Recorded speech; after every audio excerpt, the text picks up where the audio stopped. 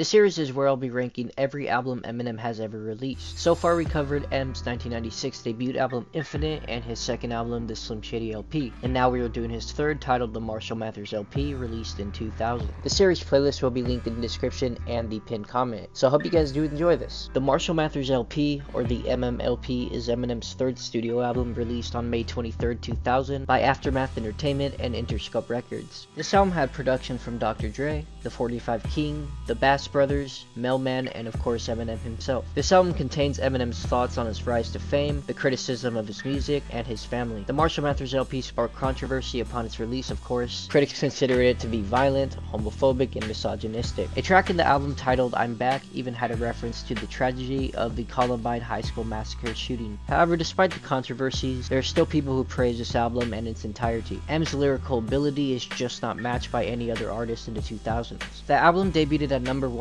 on the Billboard 200, staying at number 1 for 8 weeks straight. The album sold 1.78 million copies in its first week. Rolling Stone magazine named the MMLP its best album in the year 2000. With 25 million copies sold today, this makes the album one of the best-selling albums of all time. It went platinum 11 times by the Recording Industry Association of America, or the RIAA. It won Best Rap Album at the 2001 Grammy Awards, while a single in the album The Real Slim Shady won Best Rap Solo Performance. Speaking of singles, this album had 4 of them: The Real Slim Shady, The Way I Am, Stan, and Bitch Please 2. In 2013, Eminem dropped a sequel to this album titled the Marshall Mathers LP 2. This LP was reportedly recorded in a 2-month-long creative binge and 20-hour studio sessions. Eminem mostly benefited from a quieter studio where he can figure out how to, quote, map out each song. This album has 19 tracks, with 4 being skits. Like usual, the skits aren't involved in any of my rankings, however you can go listen to them yourselves. It will be in the description below. Alright, so make sure you guys go ahead and drop a like. I'd greatly appreciate that. It does help me a lot. And yeah, let's go for number 15, everybody.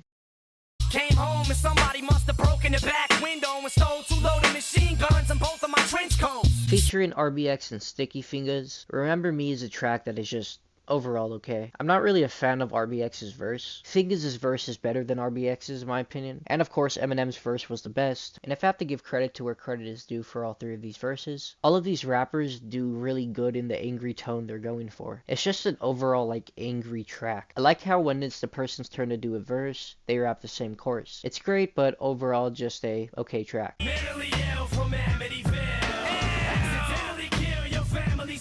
Amityville is the name of a town in Suffolk County, New York, which is known for the Amityville series in the horror genre. The chorus is fine, but my favorite part of the song is Eminem's verse, and I'm not really a fan of Bizarre in this track. He's just not too good in here. He'll probably grow on me if I listen to him more, but I'm just not a fan at this moment. Overall, there's nothing really special about this. Oh, you want me to watch my mouth? How? Take my fucking eyeballs out and turn them around? Who knew is Eminem saying he never knew he would get people who like his music to do crazy stuff, and how he never thought he'd get this big. It's a more lighthearted approach to criticism to his influence on the younger listeners. I really like it, and I like how he basically acknowledges it's not his fault that people will do dumb shit because they happen to listen to his music. Eminem still gives that I don't give a fuck attitude we saw in the Slim Shady LP, and I love seeing it still.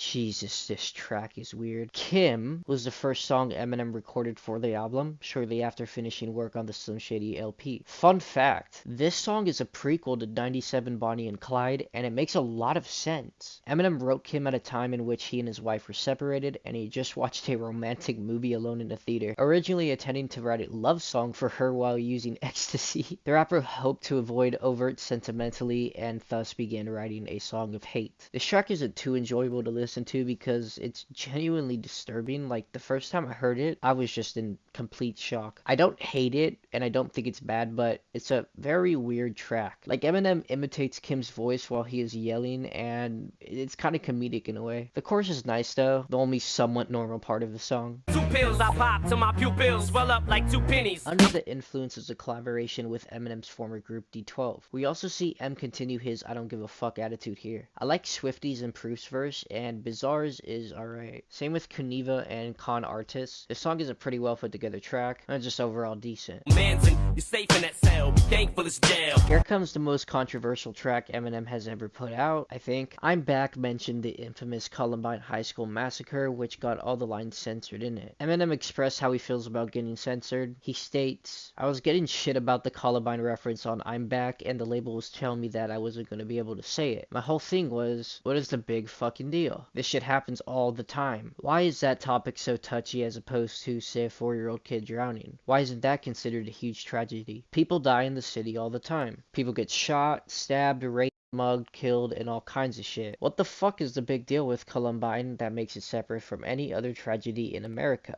So here he is keeping his I don't give a fuck attitude by questioning why is this such a big deal. I personally think M shouldn't have got censored, so I was happy to find out that he actually got to say the lines and not get censored on his 2013 track Rap God in the Marshall Mathers LP too. Anyways, the song is produced well enough that just barely makes it into the top 10 for me. Hi there, little boys and girls. Today we're gonna learn how to poison squirrels. This song replaced Kim on the clean version of this LP. Eminem, or in this track Mr. Shady, gives students a lecture about drugs at none other than South Park Elementary from my favorite cartoon of all time, South Park. He impersonates Mr. Mackey in the chorus, Carmen in the intro and outro, Mr. Garrison also in the intro and outro. I like in the outro he says South Park is gonna sue me, like Matt Stone and Trey Parker, the creators of it, will care. This was such a fun, clever track, and I loved it so much. I love the stories he tells in this lecture. The rhyme scheme to it is incredible, and the production is great. Give me the mic, let me recite to Timothy White. Pickets outside the Interscope offices every night. This track is one of my favorite collabs ever from Dr. Dre, Snoop Dogg, Exhibit, and Nate Dogg. It's a sequel to a Snoop Dogg track featuring also Exhibit and Nate Dogg in his 1999 album No Limit Top Dog. I just love how the song sounds, and Snoop Dogg is always an honor to listen to with M and Dre. The chorus has gotta be my favorite though. Nothing really to say except I just really enjoy this track and the features on it. Things spinning, you're beginning to think women are swimming in pink linen again in the sink. Then in a couple of minutes, that bottle of Guinness is finished. Drug Ballet is another quote love song, just like Come On Everybody in his SSLP, also featuring Dina Ray. The song is 10 times better, by the way. M tells us about his love-hate relationship with alcohol, drugs, and whatever else. The chorus in the song is definitely my favorite. The rhyming and wordplay on it is just amazing. There's nothing really else to say about this track. It's just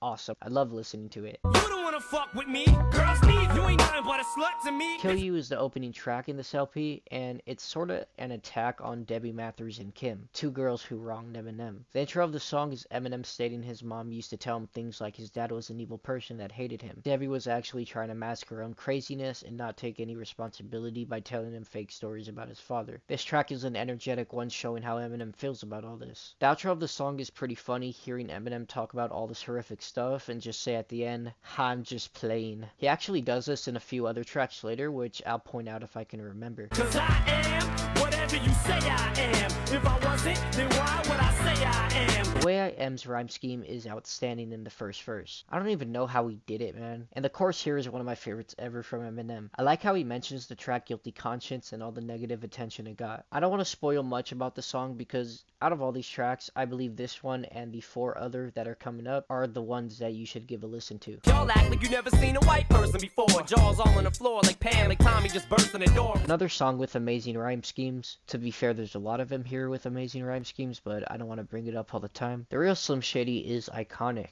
The opening line on the first verse gives you an idea on how people reacted when seeing a white boy doing rap. I like the line, "And Dr. Dre said, 'Nothing, you idiots, Dr. Dre's dead, he's locked in my basement,'" which is a reference to My Name Is, which he has the line, "Dr. Dre said, Slim Shady, you a basehead." Homophobic? Nah, you just heterophobic. Staring in my jeans, watching my genitals bulging. Eminem described Criminal as his new Still Don't Give a Fuck for the Marshall Mathers LP. This is the final track of this album, so it really shows that after all the controversy, backlash, offensive content he's made, he still doesn't care what people have to say. And I fucking love that about him. Also, in the final line of his first verse, he makes it pretty obvious. In today's world, you could really not get away with the things he's saying. This track is just funny as fuck, seeing Eminem basically troll everyone and the people who get mad over shit he's saying. There's a skit in the song which is Eminem robbing a store and kills the cashier despite his partner, voiced by Mailman, saying to just get the money and don't kill anybody. Fun fact, this skit is continued 13 years later in his Marshall Mathers LP2 album. It's the first skit off the album titled Parking Lot.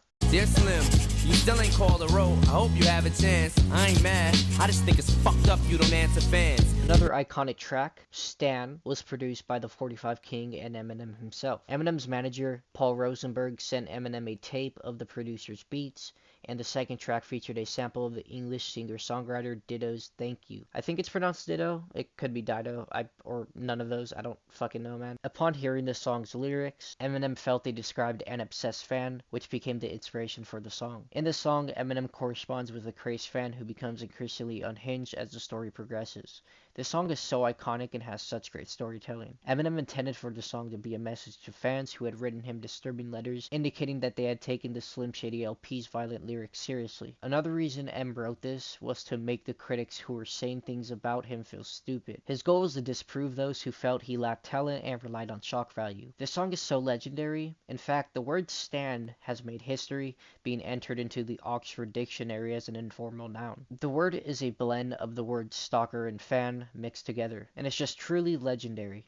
Double barrel 12 gauge bigger than Chris Wallace.